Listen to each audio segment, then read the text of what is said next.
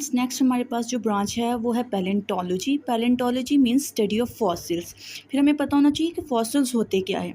Fossils क्या होते हैं? आपके पास रिमेन्स होते हैं किसी भी डेड प्लांट या एनिमल्स या ह्यूमन बींग्स का जो भी डेड मटेरियल्स होता है उसको आप लोग बोलते हो फॉसिल, जिससे आप लोग किसी भी प्रीवियस ऑर्गेनिजम्स की को स्टडी कर सकते हो, उसकी एज पता कर सकते हो, ठीक है, उसका लाइफ स्पेन पता कर सकते हो। वो आपके पास क्या होगा? फॉसिल्स।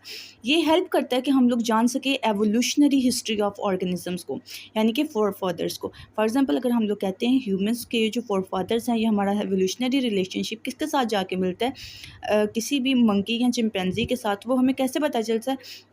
क्योंकि हमारा क्या है, उसके साथ कुछ कैरेक्टरिस्टिक्स मैच होते हैं, ठीक है, अकॉर्डिंग टू साइंस। ठीक है, उसके एग्जांपल में हमारे पास फॉर एग्जांपल डायनासोर्स के फॉसिल्स हैं। वो हमें प्रोवाइड करते हैं एविडेंस ऑफ जाइंट रेप्टाइल्स के, यानी कि उन्होंने क्या बताया कि जो जाइंट रेप्टाइल हैं जो कि मिलियंस ऑफ ईयर्स अगो, उनका एंसेस्टर कौन थे? डायनासोर्स, क्योंकि उनके फॉसिल्स से हमें पता चलता है। और फॉसिल्स की अगर हम लोग डेफिनेशन पढ़े तो फॉसिल्स क्या होते हैं? Remains of dead plants and animals that were preserved in rocks and other geological formation, यानी कि जो भी रिमेन्स होगा डेड प्लांट्स या एनिमल्स का जो कि प्रिजर्व हो चुका है वह रॉक्स में या डिफरेंट जियोलॉजिकल फॉर्मेशन में। फॉर एग्जांपल यहाँ पर आपको बताया गया सियानोबैक्टीरिया के बारे में। सियानोबैक्टीरिया क्या है? एक टाइप की बैक्टीरियाज हैं, ऐसे बैक्टीरियाज जिनके पास एबिलिटी होती है कि वो परफॉर्म कर सके प्रोसेस ऑफ फोटोसिंथेसिस को।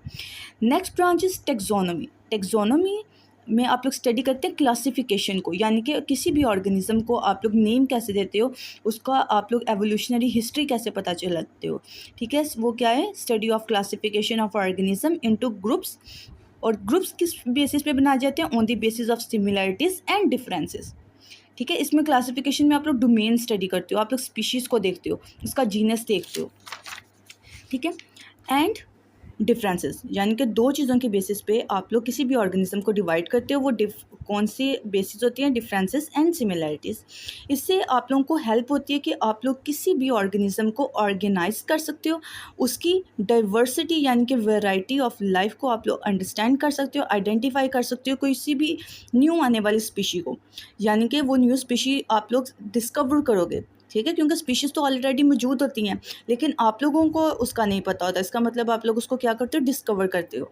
फिर इस तरह से उसके एवोल्यूशनरी रिलेशनशिप को स्टडी करते हो कि हम उसको किस कैटेगरी में फॉल करवाएंगे, ठीक है। उसके बाद है ecology. Ecology means study of ecosystem, यानी कि इन्वायरमेंट का रिलेशनशिप ऑर्गेनिज्म के साथ क्या है, और इसकी स्टडी से हम लोग कंजर्व कर सकते हैं अपनी बायोडाइवर्सिटी को। और बायोडाइवर्सिटी क्या है? Variety of organism.